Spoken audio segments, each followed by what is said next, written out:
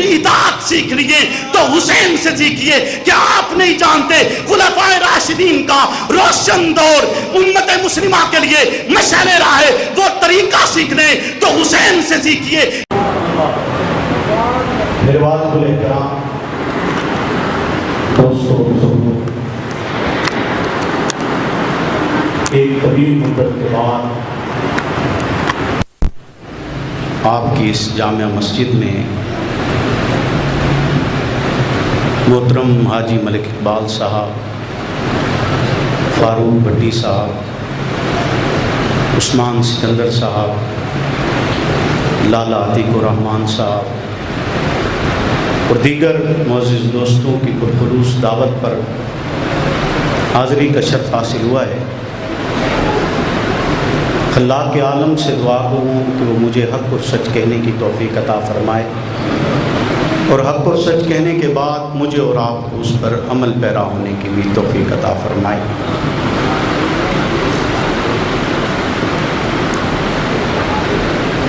آج کا چونکہ جمعۃ المبارک پر ایک مخصوص عنوان مجھے مسجد اعظہ کی انتظامیہ کی طرف سے دیا گیا، میں کوشش کروں گا کہ اسی عنوان کے مطابق آپ سے مابع گفتگو ہوں۔ عنوان جیسا کہ آپ نے فلیکس کے ذریعے پڑھا بھی، دوست احباب سے سنا بھی ہوگا کہ شان اہل بیت، کائنات کی وہ مقدس ترین شخصیات کہ جن کے لیے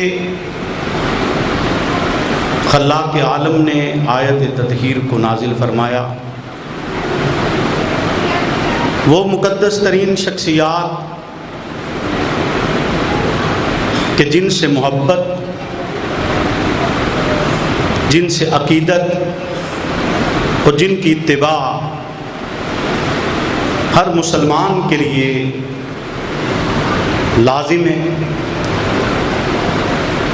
جن کی مثال پیش کرتے ہوئے رسالت پناہ ارشاد فرماتے ہیں کہ میرے اہل بیت کشتی نوح کی مانند ہیں، جو اس میں بیٹھ گیا وہ یوں سمجھے کہ وہ کامیاب ہو گیا۔ اس سے مراد یہ ہے کہ رسالت پناہ یہ چاہتے ہیں کہ امت مسلمہ، امت محمدیہ صلی اللہ علیہ وسلم اپنی زندگی کے ہر لمحے میں آل بیت اطہار کو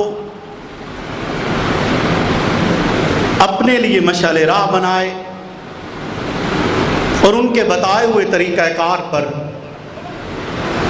اپنی زندگی کو گامزن کرے۔ آل بیت اطہار کے متعلق مختلف اقوال ہیں۔ شاہ عبد القادر جیلانی کا قول، حضرت ابن عباس کا قول، دیگر ائمہ اور مجتہدین نے الگ الگ تعداد اور الگ الگ انداز سے آل بیت کی تفصیل اور ان کے حوالہ سے تعداد کو بتلایا ہے، لیکن کسی اختلافی بحث میں نہ پڑتے ہوئے راجح قول آپ کے گوش گزار کرنا چاہوں گا کہ آل بیت اطہار آپ سرکار دو عالم صلی اللہ علیہ وسلم کی ازواج مطہرات پہلے درجے پہ، آپ کی ازواج مطہرات اور پھر آپ کی بنات اور پھر ان کی اولادوں کو کہا جاتا ہے۔ اور رسالت پناہ نے جنہیں اپنی چادر کے دامن میں لے کر یہ پیغام امت کو دیا کہ یہ میرا اہل بیت ہے، تو مراد اس سے یہی تھی کہ آپ نے جیسا کہ آپ رسالت پناہ سے محبت کرتے ہیں اسی انداز سے آپ نے ان سب سے بھی محبت کرنی ہے۔ اور اہل بیت کے لیے پروردگار عالم کے بڑے بے شمار انعامات ہیں۔ ایک انعام کہ جو آج تک قائم ہے اور قیامت کے دن تک قائم رہے گا، اور ہر دیکھنے والی آنکھ اسے دیکھتی رہے گی، پڑھنے والی زبان وہاں پر جا کر سلام کرتی رہے گی، قیامت کے دن تک کے لیے خلاق عالم نے اسے مرجع الخلائق بنا دیا۔ خلاق عالم نے اس مقام کو سلامتی اور امن کا گہوارہ بنا کر اسے امن کی ایک خوبصورت علامت کے طور پر قیامت کے دن تک کے لیے قائم کر دیا، اور اس کے لیے محض الفاظ قیامت کے دن تک کے لیے نہیں، بلکہ خلاق عالم نے اسے اس مقام کو ایسا نام عطا کیا ہے کہ جو قیامت تک بھی قائم رہے گا، قیامت کے بعد بھی قائم رہے گا، اور وہ نام جنت ہے۔ جنت کی خواہش ہر مسلمان کے دل میں ہے،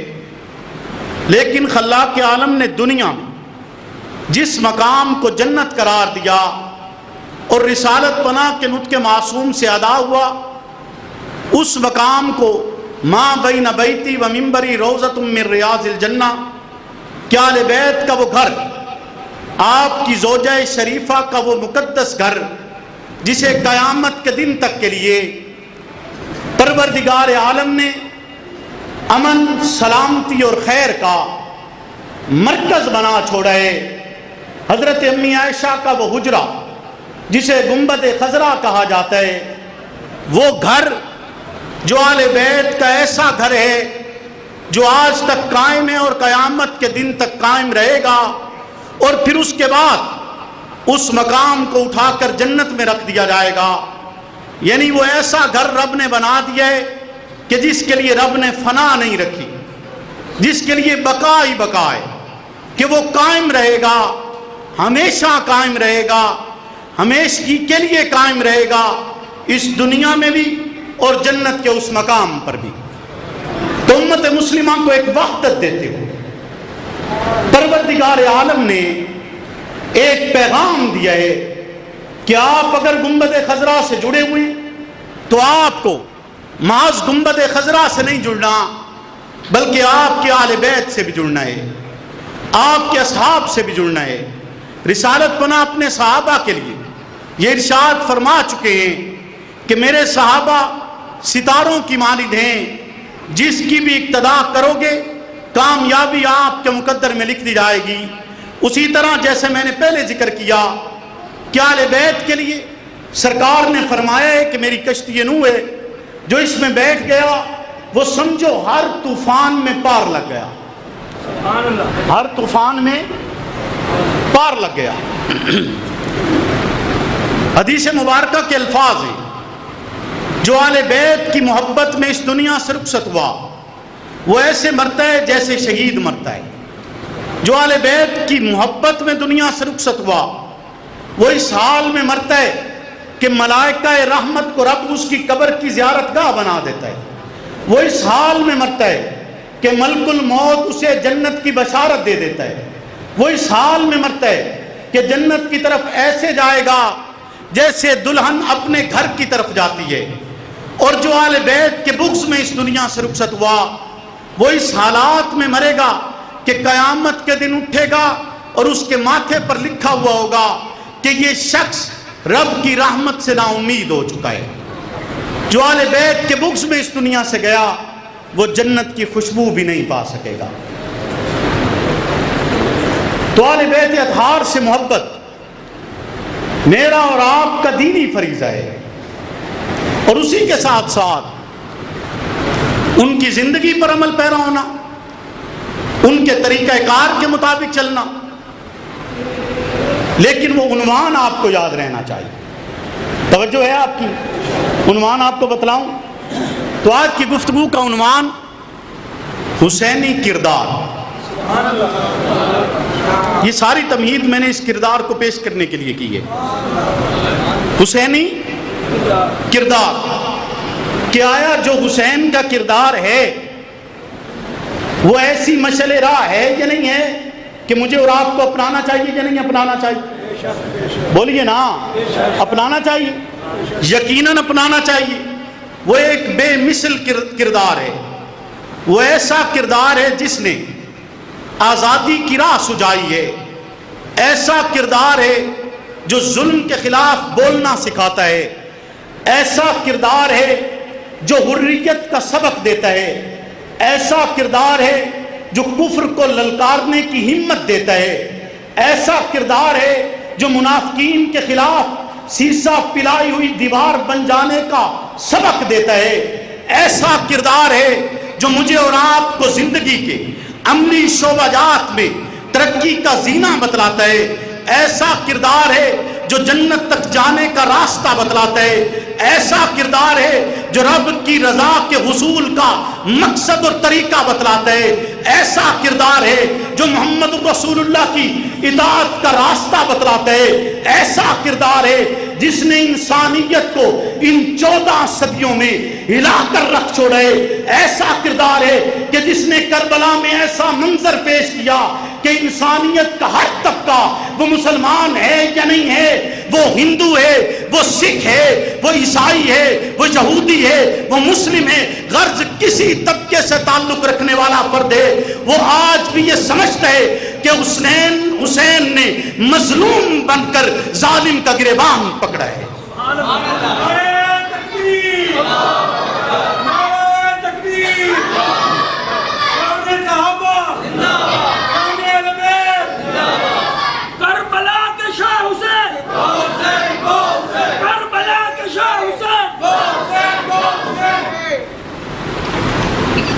حضرت حسین کے پاس ایک شخص آیا، اس نے آ کر عرض کی کہ مانگنے کے لیے کچھ شرطیں لازم ہیں کہ اگر کسی سے کچھ مانگا جائے تو اس میں چند صفات دیکھنی چاہیے۔ صفات میں اس نے کہا کہ وہ مولا کریم ہو، یعنی خیرات کرنے والا ہو، شریف النفس ہو، یعنی اس کا حسب نسب اچھا ہو، حامل قرآن ہو، قرآن اس کے سینوں میں موجود ہو، اور اس کے ساتھ اس نے کہا کہ وہ خوبصورت بھی ہو۔ تو وہ آگے سے جواب میں پھر خود ہی کہتا ہے کہ آپ جیسا نسب بھی کائنات میں اور کوئی نہیں، کہ آپ محمد الرسول اللہ کے نسب میں سے ہیں، اور آپ جیسا سخاوت کرنے والا بھی کوئی نہیں۔ اور قرآن کی بات اگر کی جائے تو قرآن آپ کے ہی ہاں اترا، اور اگر خوبصورتی کی بات ہو، توجہ کیجئے گا، اگر خوبصورتی کی بات ہو تو وہ شخص کہتا ہے کہ ہم نے سنا ہے رسول اللہ صلی اللہ علیہ وسلم نے فرمایا کہ جس نے مجھے دیکھنا ہو وہ حسن و حسین کو دیکھ لے، تو پھر خوبصورتی کی اس سے بڑی مثال کوئی اور ہو سکتی نہیں۔